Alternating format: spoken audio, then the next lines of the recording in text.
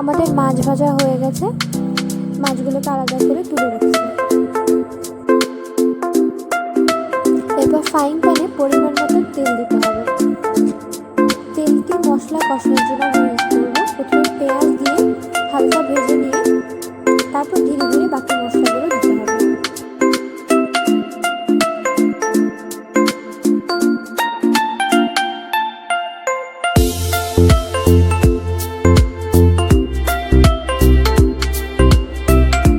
এখন আমরা দিচ্ছি পেঁয়াজ ও রসুনের পেস্ট। এখানে মিডিয়াম সাইজের 3টা পেঁয়াজ ও একটা মিডিয়াম সাইজের রসুন ব্যবহার করা হয়েছে।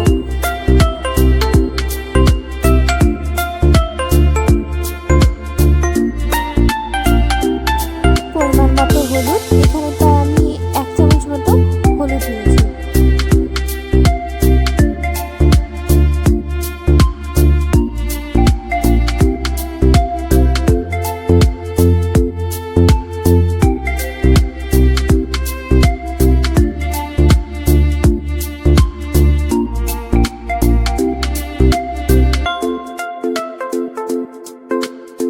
এরপর আমরা এখানে 1 চামচ মতো আদা দিয়ে দিলাম।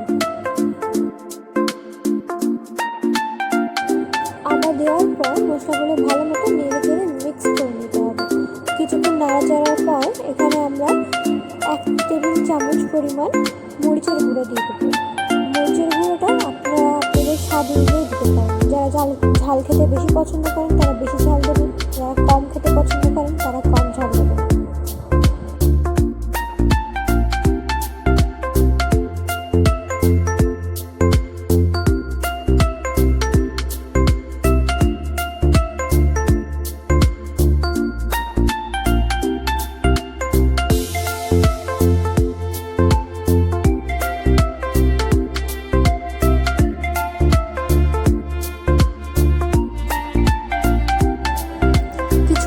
পর মশলাগুলোকে নেড়ে দিতে হবে, নাহলে মশলা নিচে লেগে যাবে, এতে টেস্টটা অনেক খারাপ হয়ে যেতে পারে।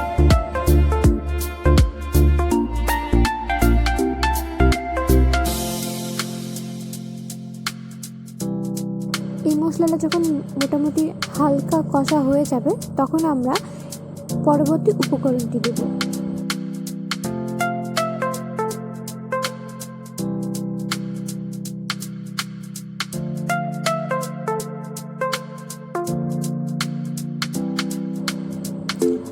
হাফ টেবিল চামচ পরিমাণ জিরার গুঁড়া দিয়ে দিতে হবে।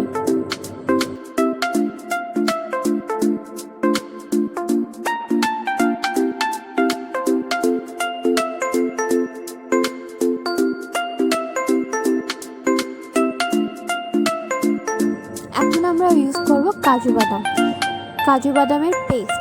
কিছুক্ষণ জলে ভিজিয়ে রেখে সেটাকে বেটে নিতে হবে, অথবা মিক্সারে মিক্স করে নিতে পারেন।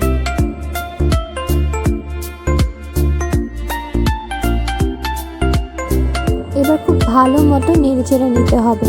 কিছুক্ষণ পর নেড়ে দিতে হবে।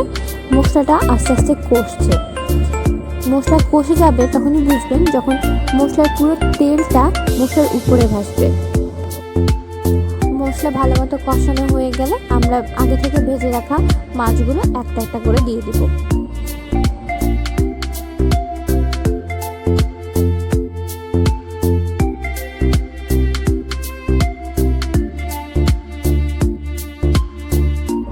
পাবদা মাছ প্রচণ্ড নরম হয়, আপনারা দেখতেই পাচ্ছেন কিছু কিছু পাবদা মাছ ভেঙে গেছে। যদিও মাছগুলো ভাজা তারপরে এগুলো ভেঙে যায়, তাই খুব সাবধানে এগুলোকে নাড়াচাড়া করতে হবে। মাছগুলো দেওয়ার পর কিছুক্ষণ ঢেকে রাখলেই তৈরি হয়ে গেল আমাদের পাবদা মাছের কষা।